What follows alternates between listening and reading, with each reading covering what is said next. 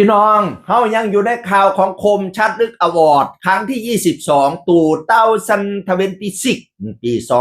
2026ข้าเจ้าให้นำเสนอเพราะว่ามันสิสิ้นปีแล้วเด้ให้นำเสนอรายชื่อตั้งแต่วันที่15ธันวาคมจนฮอด15มกราคมช่วงนี้เป็นการเสนอรายชื่อมีทั้งสิ้น9สาขาด้วยกันพี่น้องเอ๋ยสาขาลูกทุ่งแยกกันกับสาขาหมอลำเด้สาขาหมอลำสาขาทีท็อปสาขาเพลงสากลนักแสดงหญิงยอดนิยมนักแสดงชายยอดนิยมคู่จิ้นวายคู่จิ้นยูริละครซีรีส์ยอดนิยมรวมทั้งสิ้น9สาขาด้วยกันพี่น้องเอ๋ยสาขาที่น่าจับตามองคือสาขาหมอลำกับสาขาลูกทุ่งมื้อนี้สิมาเว้าสาขาลูกทุ่งข้าเจ้าบรรดาFC แม่น้องน้องต้นเขาสุปิยะกันเสนอซื้อน้องต้นเขาเสนอแล้วเสนออีกเสน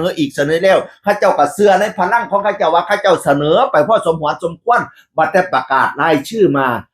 สาขาลูกทุ่งไม่มีชื่อน้องต้นข้าวเกิดอะไรขึ้นไม่มีน้องต้นข้าวพี่น้องเอ๋ย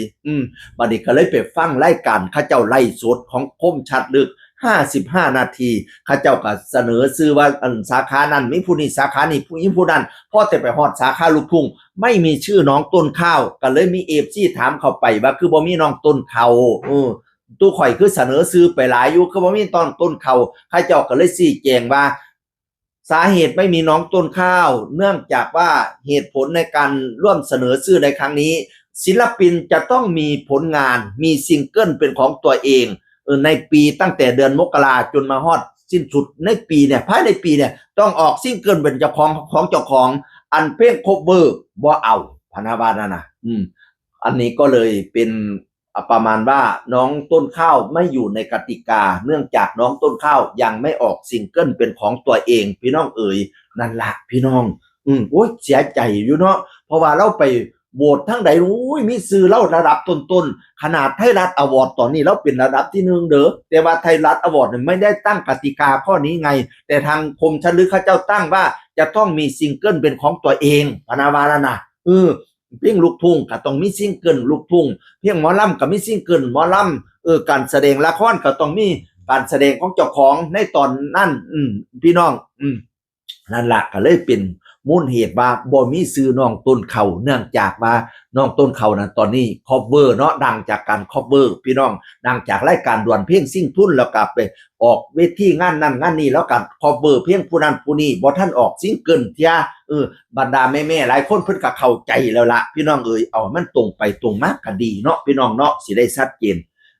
นั่นล่ะผู้ใดสาขาใดก็ต้องเนี่ยค่อยก็เริ่มสงสัยดิขออนุญาตเว้าเด้อFC ผู้ใหญ่บ้านฟิเลนกับ FC น้องยูรีเนี่ยเฮาเสนอตรงบ่เฮาไปเสนอผู้ใหญ่บ้านฟิเลนครับน้องยูรีเข้าสาขาหมอลำยอดนิยมเนี่ย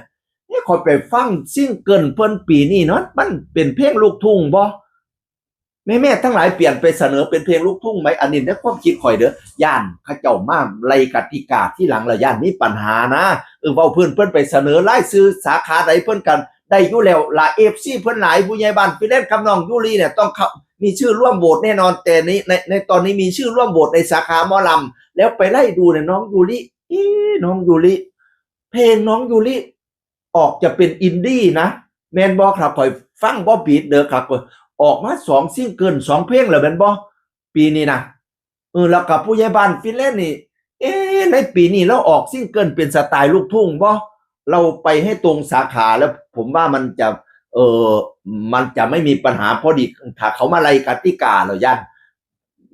หรือว่าสอบถามเขาไปก่อนก็ได้นะคอยฟังแต่เขานำเสนอนะว่าต้องมีซิงเกิลในปีนี้สินะ